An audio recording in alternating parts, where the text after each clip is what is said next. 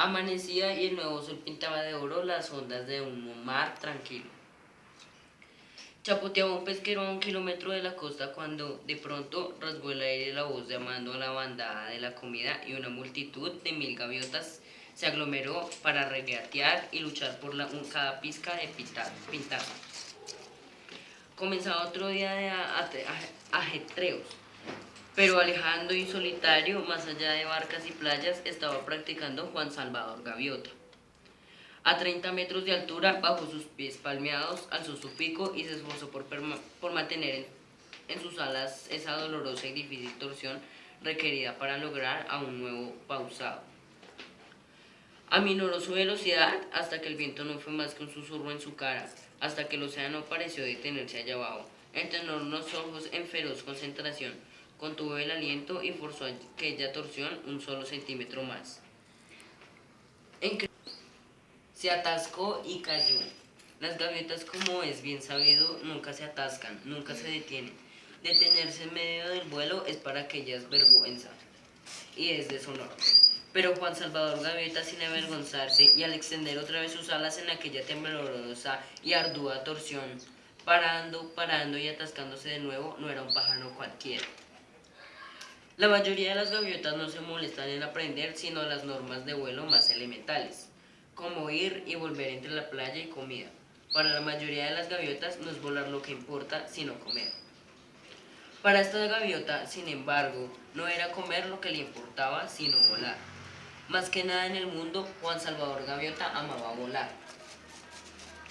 Este modo de pensar, descubrió, no es la manera con que uno se hace popular entre las demás pájaros.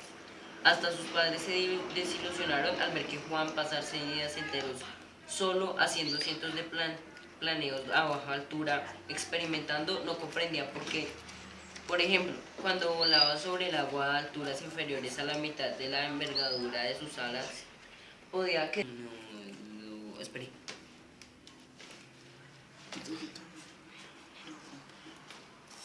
Y larga al rozar la superficie con sus patas plegadas en aerodinámico gesto contra su cuerpo. Pero fue al empezar sus aterrizajes de patas recogidas que luego revisaba paso a paso sobre la playa, que sus padres se desanimaron aún más.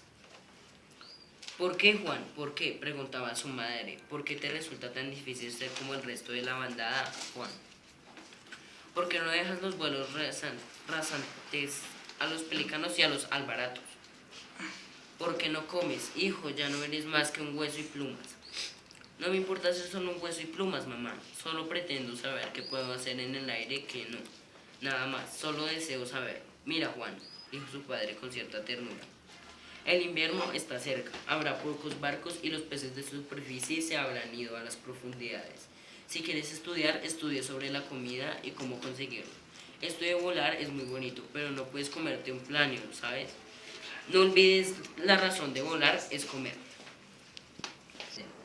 Juan asintió obedientemente. Durante los días sucesivos intentó comportarse como las demás gaviotas. Lo intentó de verdad, trinando y batiéndose con la bandada cerca del muelle y los pesqueros, lanzándose sobre un pedazo de pan y algún pez, pero no le dio resultado. Es todo tan inútil, pensó, y deliberadamente dejó caer una anchoa duramente disputada a una vieja y hambrienta gaviota que le perseguía. Podría estar empleando todo tiempo en aprender a volar. Hay tanto que aprender. No pasó mucho tiempo sin que Juan Gaviota saliera solo de nuevo hacia alta mar, abriendo feliz, aprendiendo. El tema fue la velocidad y en una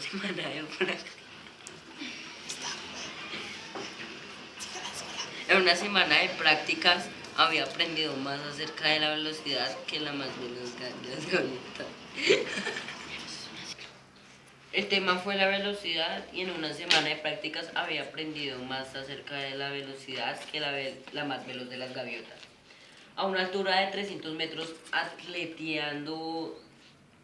aleteando con todas sus fuerzas, se metió en un abrupto y flamante picado hacia las olas.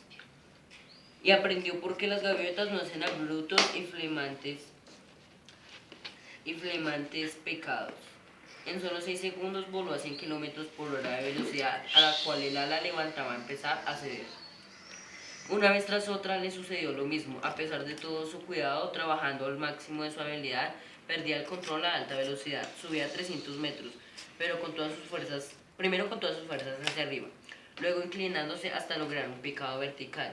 Entonces cada vez que trataba de mantener alzada su ala a la izquierda,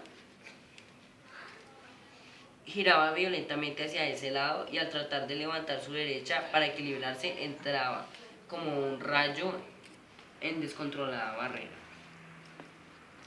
Tenía que ser mucho más cuidadoso al levantar esa ala. 10 veces lo intentó y las 10 veces al pasar de más de 100 kilómetros por hora.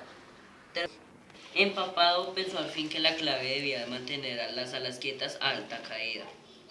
Aletear, se dijo, hasta 70 por hora y entonces dejar las alas quietas. Los intentó otra vez a 700 metros de altura, descendió en vertical, el pico hacia abajo y a las alas completamente extendidas y estables desde el momento en que pasó los 70 kilómetros por hora. Necesitó un esfuerzo tremendo, pero lo consiguió en 10 segundos. Volaba como una centella sobrepasando los 130 kilómetros por hora. Juan había conseguido una marca mundial de velocidad para gaviotas, pero el triunfo duró poco. En el instante en que empezó a salir del picado, en ese instante en el que cambió el ángulo de sus alas, se precipitó en el mismo terrible e incontrolado desastre de antes, y a 130 kilómetros por hora se desintegró y fue a estrellarse contra un mar duro como un ladrillo. Cuando recobró el sentido, era ya pasado el anochecer y se halló a luz de la luna. Sus alas desengreñadas parecían lingotes de plomo, pero el fracaso le pesaba aún más sobre su espalda. Débilmente deseó que el peso fuera suficiente para arrastrarle al fondo y así terminar con todo. A medida que se hundía, una voz hueca y extraña resonó en su interior. No hay forma de evitarlo, soy gaviota, soy limitado por naturaleza. Si estuviese diseñado para aprender tanto sobre volar, tendría por cerebro cartas de navegación si estuviese.